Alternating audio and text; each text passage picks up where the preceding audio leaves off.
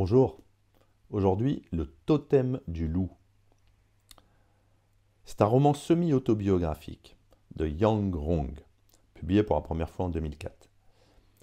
Le roman est centré sur les expériences de Chen Zhen, un jeune intellectuel chinois qui est envoyé vivre avec des nomades dans les steppes mongoles pendant la révolution culturelle chinoise. À travers ses yeux, l'auteur explore les relations entre les hommes et les loups, ainsi que la relation plus vaste entre l'humanité et la nature. Yang Rong a puisé dans ses propres expériences lorsqu'il a été envoyé vivre avec les Mongols pendant la révolution culturelle. Le roman est à la fois une ode à la culture mongole et une critique des effets destructeurs de l'industrialisation et de la modernisation forcée sur les traditions et l'environnement. Le récit commence avec Chen Zhen, un jeune homme de la ville, qui est envoyé avec d'autres jeunes Chinois pour vivre et travailler parmi les nomades mongols dans les vastes steppes du nord de la Chine.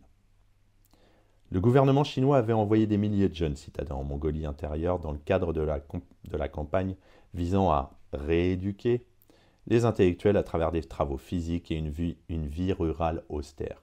Excusez-moi. Dès son arrivée dans les steppes, Chen est fasciné par la culture des nomades mongols et leur mode de vie en harmonie avec la nature. Les nomades vivent principalement d'élevage, notamment des moutons, et se déplacent constamment pour trouver des pâturages. Ils vivent dans des yourtes, des espèces de tentes que vous devez connaître. Elles sont adaptées à leur mode de vie nomade. Mais ce qui intrigue le plus Chen Zhen, c'est la relation complexe entre les Mongols et les loups. Contrairement à la culture chinoise traditionnelle, qui voit le loup comme une créature cruelle et malveillante, les Mongols respectent les loups comme des créatures puissantes, intelligentes et courageuses. Les loups occupent une place centrale dans leur système de croyance, symbolisant à la fois la liberté et la survie. Au fur et à mesure que Chen s'immerge dans la vie des Mongols, il devient de plus en plus obsédé par les loups qui peuplent les steppes. Il apprend des Mongols que les loups sont essentiels à l'équilibre écologique de la steppe. Il régule les populations de proies comme les antilopes et les marmottes, empêchant ainsi la surexploitation des pâturages. Chen commence à étudier les loups avec une passion quasi scientifique. Il tente de comprendre leur comportement, leur organisation sociale et leur capacité à survivre dans un environnement aussi impitoyable. Il est frappé par leur intelligence stratégique, leur capacité à chasser en meute et leur endurance face à des conditions extrêmes. Mais son intérêt pour les loups ne s'arrête pas là. Chen devient obsédé par l'idée de capturer un louveteau pour l'élever lui-même, espérant ainsi percer les secrets des loups. Après plusieurs tentatives infructueuses, il parvient finalement à capturer un jeune loup qu'il élève en secret. Cette expérience, bien que fascinante pour Chen, se révèle rapidement difficile, car il réalise que les loups ne peuvent jamais être domestiqués et doivent être en liberté pour rester fidèles à leur nature sauvage. Un thème central du roman est le conflit entre la culture mongole traditionnelle et l'arrivée de la modernisation chinoise. Les Mongols ont appris à vivre en équilibre avec la nature pendant des siècles, en respectant les cycles naturels et en évitant la surexploitation des ressources. Cependant, le gouvernement chinois voit les vastes étendues de steppes comme des terres inexploitées qu'il faut domestiquer et transformer pour en tirer des ressources agricoles. Les chasseurs, les colons et les militaires chinois commencent à envahir les steppes, tuant les loups en masse, en modifiant profondément l'écosystème. Les Mongols, quant à eux, sont forcés de changer leur mode de vie nomade pour adopter un modèle agricole plus sédentaire. Chen se retrouve pris entre ces deux mondes. D'une part, il est un Chinois éduqué qui comprend les impératifs du développement économique et de la modernisation. Mais d'autre part, il admire profondément la sagesse ancestrale des Mongols et leur respect pour la nature. Il voit avec horreur la destruction de l'environnement par l'exploitation humaine, notamment la disparition des loups qui marque un bouleversement écologique et culturel. L'un des moments clés du roman est l'extermination des loups par les autorités chinoises.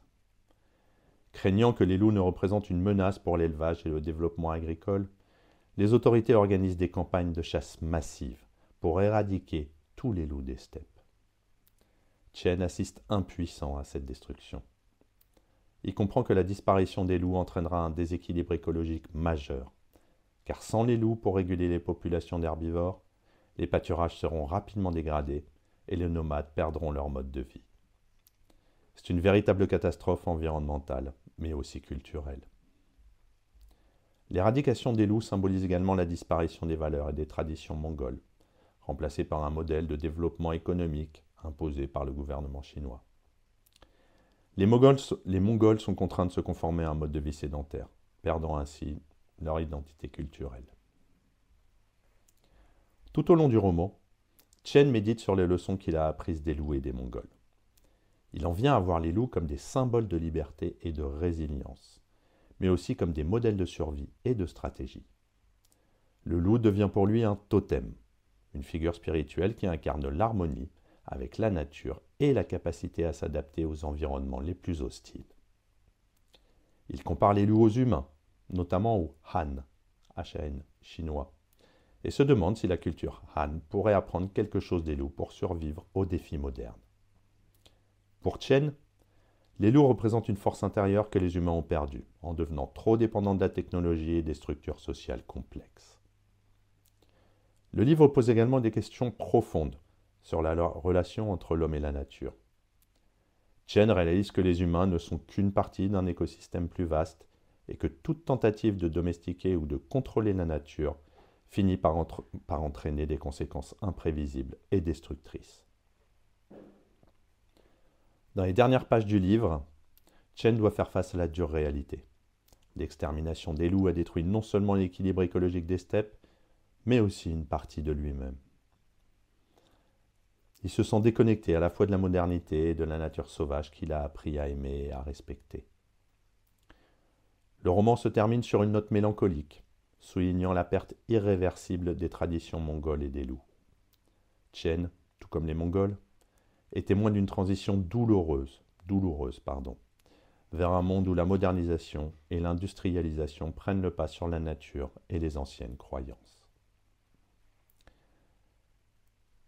Il y a 5 thèmes principaux, la relation homme-nature.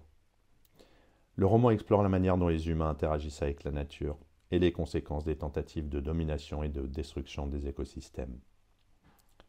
Le choc des cultures. Il aborde le conflit entre la culture nomade mongole, en harmonie avec son environnement, et la culture chinoise moderne, axée sur le progrès technologique et l'agriculture sédentaire. La survie et la résilience. Les loups symbolisent la survie dans un environnement hostile, et Chen apprend à voir en eux une source d'inspiration pour la résilience humaine. La modernisation et ses effets destructeurs. Le roman critique la modernisation forcée qui, en cherchant à exploiter la nature pour des gains économiques à court terme, détruit des écosystèmes et des cultures millénaires. Et enfin, l'écologie.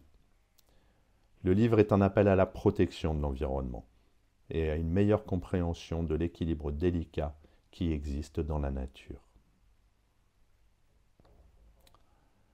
C'est donc une œuvre à la fois philosophique et écologique, qui offre une réflexion sur la relation humaine avec la nature et bien évidemment la destruction de celle-ci.